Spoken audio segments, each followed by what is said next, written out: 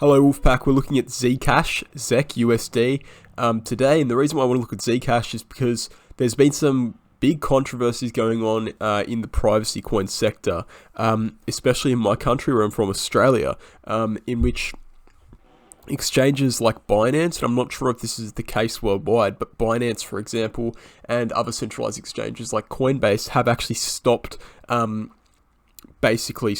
offering trading options for coins like Zcash, coins like Monero, because of the fact that they're privacy coins, and obviously the governments think there's something suspicious about that. They want all of the transactions to be recordable, so for tax reasons, for example, which is understandable from a certain perspective, but it's also pretty devastating, because I was a big Zcash supporter. I do have some Zcash still from the time I actually bought Zcash before this kind of regulation started kicking in Australia, but now it's going to be kind of hard for me to get rid of it. I obviously can still go through decentralized exchanges. Obviously there's still ways to get coins that are banned in your country, 100%. That's why the China ban is kind of irrelevant to me, because you can still buy cryptocurrency.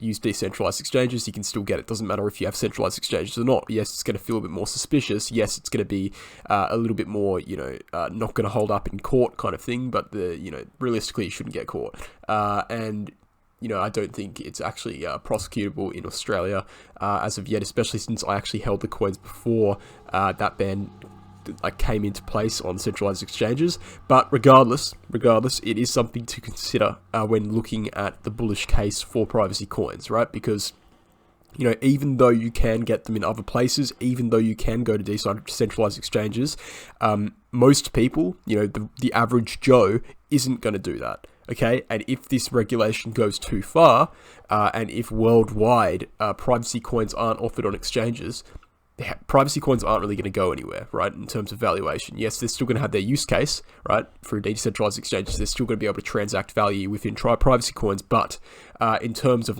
trading, it's not really going to be the same, because you're cutting out the vast majority of the cryptocurrency community from purchasing that coin and selling it very easily. They'd rather do it with just other coins that aren't, not on exchanges, because, accessibility is basically everything in this market. All right, if something is accessible, people are going to buy it. If it's too hard to buy, they're probably not going to buy it, right? So that's worth considering, even with this TA in mind. I do think the TA is bullish, but it is worth considering that, if this regulation goes too far, it might be a problem, and it's already starting to be a problem. As I said, Australia wiped out. You can't buy Zcash. I don't think you can buy Monero as well. I think Dash, maybe you can buy Dash, not sure, but a lot of those, privacy coins have been wiped out from exchanges, and so that's gonna, a lot of people are naturally just gonna not invest in them anymore. Even though that's not really the point of cryptocurrency, that's just what it is. So we have to keep that in mind when we're making price predictions, that if this gets too bad, if the regulation comes, and it's hard to predict regulation, right? So I might make a price prediction for Zcash for this video, and then halfway through, next year or something like that, it gets, it gets taken off exchanges, that price prediction becomes obsolete because the fundamentals have changed drastically. All right, but that aside, let's put that aside, right? Because it might not be the case, but let's put it aside for a second and actually look into what Zcash is. Now, I wrote this document ages ago, all right, on TradingView. I don't really use TradingView, so don't feel the need to come follow me there or anything like that. I don't post anything on TradingView, but I did post this a while ago. So Zcash, essentially, if we're just skimming through this, was, originally created in 2016 by an MIT scientist called John Hopkins, right? Essentially, the main parts of Zcash is that it's got a privacy feature in which the transaction data is posted onto the blockchain, but it isn't revealing the user's wallet address. So there's no way to track who actually sent the money, although you can see the money is sent. So, it's got that privacy feature. Very similar to Bitcoin in terms of tokenomics. It's got 21 million coins. It's had its first halving in November, right? So it had its first halving in November, which means that, supply demand is starting to take place. And that's one of the reasons I'm making the video as well. And I wanted to make it earlier, but this news about Australia taking it off of regulated exchanges, of centralized exchanges, kind of discouraged me a little bit. But it's very similar to Bitcoin. Has the same tokenomics as Bitcoin. It's a little bit behind in terms of the halvings. It's only just had one halving, and that's because the coin was only released in 2016, so it's had its halving 4 years later in 2020. But it's very similar in terms of how you get the coin as well. You mine it just like you mine Bitcoin. So it's got that familiarity, and that's why I like Zcash, and that's why I'd honestly go as far to say as I prefer Zcash to Monero and Dash, because people flock to familiar, right? People don't like change. If Bitcoin works, and it does work, right? It's number one cryptocurrency. It's been there since the inception of cryptocurrencies. It was the first cryptocurrency. It's familiar. People like it. They don't like trying new things naturally, right? So when they see that, hey, Zcash is basically just Bitcoin but private, there's a natural attraction towards that. And that's why even, before the ban of centralized exchanges of Zcash, I was super bullish on Zcash. I thought Zcash was going to go, 20,000, 25,000 USD this bull market. This ban has kind of suppressed that a little bit, I will say. But, it's got that familiarity. It's still accessible to most countries. If we move into where it's available, and this is really interesting here, it's available now, even though it's being, banned from centralized exchanges from multiple governments around the world. It's available on Grayscale Investments, okay? So these guys as well, this is a big news here, because Grayscale doesn't just go around investing in anything, right? Grayscale has a team of, analysts in a room basically discussing for months and months and months on end, going through the fundamentals, going through the tokenomics, and they come to a conclusion. So the fact that Zcash is actually on Grayscale, that's a big plus sign. What it would do, what it says to me is that Zcash is worthy, and Zcash is basically Bitcoin but private, and institutions like this, and it's an opportunity. But with the centralization fact of it, the fact that it's taken off those centralized exchanges, it should be interesting to see how Grayscale reacts to this, because obviously if it's it's obviously not banned in America yet then, but if it does get banned in America, Grayscale is going to have to cut that out of their their investment list, and hence it's going to take a big hit. Zcash will definitely take a big dump because of that. But Grayscale's a company that's got 30 billion funds under management as of when I made this article, which was May or April.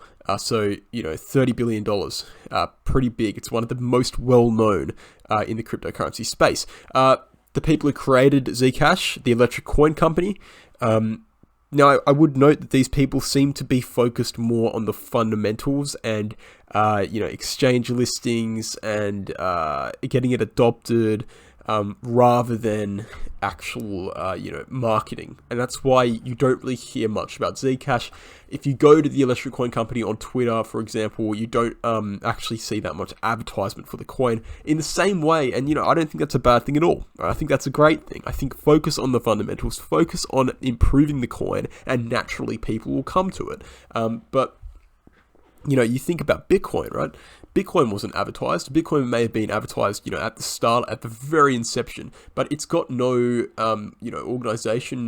clear organization behind it to advertise it. So it self-advertises, right? It's got those fundamentals. It's got the decentralization aspect, people learning about inflation, and they naturally flock to store of values like Bitcoin. Electric Coin Company and, Zcash does something similar to that. I will say it is a negative that it has the Electric Coin Company openly saying, hey, we're the creators of Zcash, because it gives it a centralization kind of aspect. So it's not totally similar to Bitcoin. It is more centralized because it has a founding company that's open to the public. Even if it's not more centralized, it makes it seem like it's more centralized, which is actually very harmful in terms of getting people to invest in the coin. But, regardless, I'd still have high hopes for it.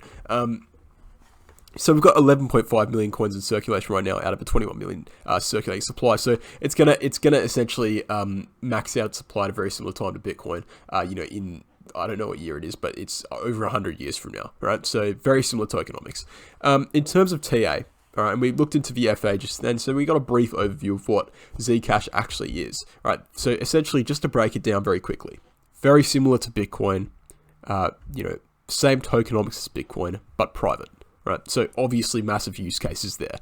Whereas something like Monero, one of its competitors, it's not similar to Bitcoin, right? It's got none of the same tokenomics, right? So this is basically a copy and paste in Bitcoin, but private and a little bit more centralized, right? So there are negatives to it as well. But looking into the TA, right, we can see that we've got this upwards trend line that we've been holding for since December, so around 9 months now. We've had this upwards trend line, which is great, and we've seen, I want to point this out as well. Every time we've seen a correction on Zcash, and you could argue this is with most corrections in cryptocurrency or stocks or whatever, but I do want to just point it out. Every time we've seen a correction, we've seen a descending wedge forming, and every single time we've seen this descending wedge forming, we've broken out to the upside of the descending wedge, right? So we've seen descending wedge 1, 2, 3, 4 times, and 5 times. Obviously, we had a large one here in May and June, from which we broke out to the upside and saw a steady upwards trend. And we're seeing another descending wedge forming now. So if it's anything like the last, 1, 2, 3, 4, 5 times, we're going to be breaking out to the upside, right? And we can see that Bitcoin is having a bit of a recovery.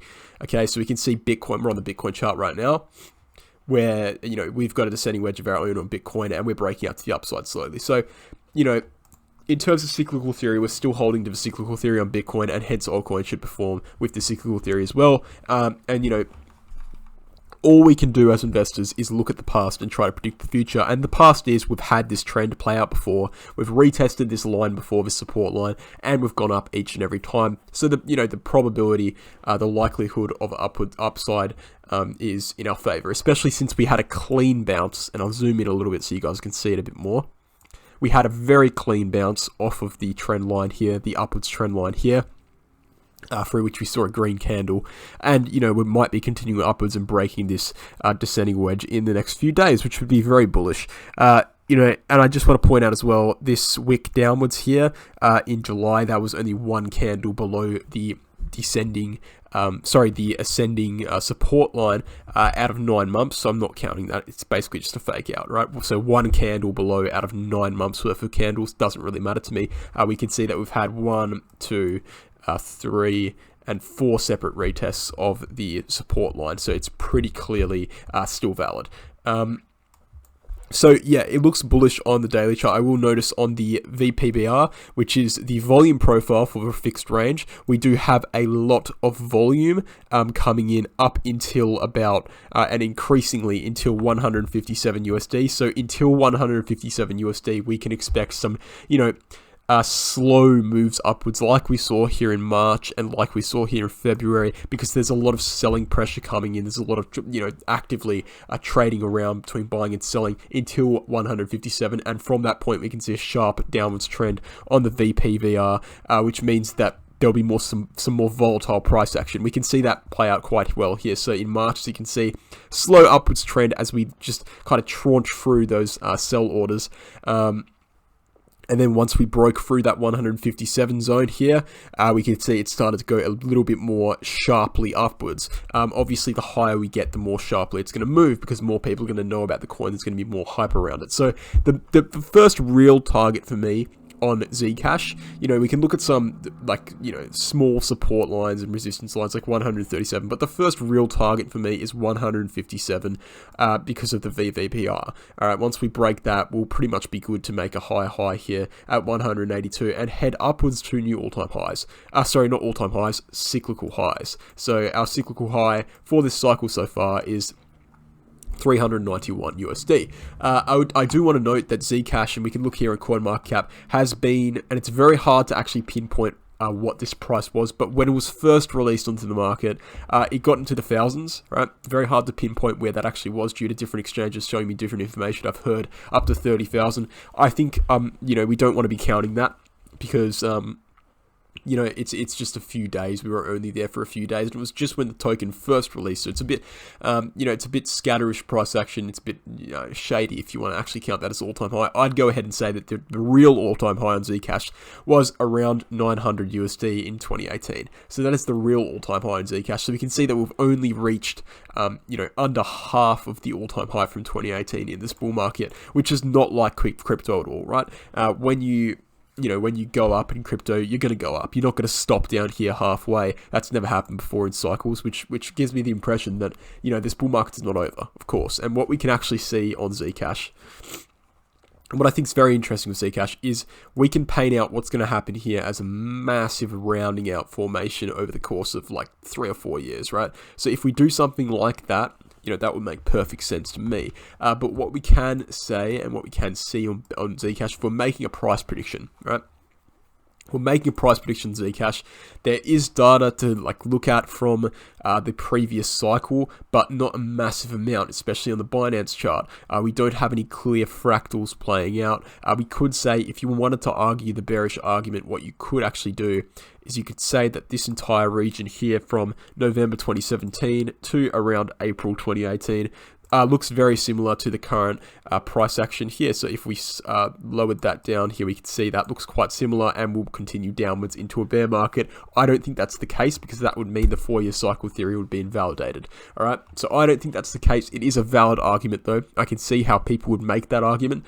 Basically, what you can do to protect yourself from that argument is set your stop losses at around 85 USD. I'd say is a safe place to set your stop losses. From that point, we can be pretty clear that we're going to head downwards in a clear downwards trend and follow that fractal of what I just said. But for the meantime, we can make a price prediction by taking the all-time high, the cyclical high at 390. So let's just say 400 USD.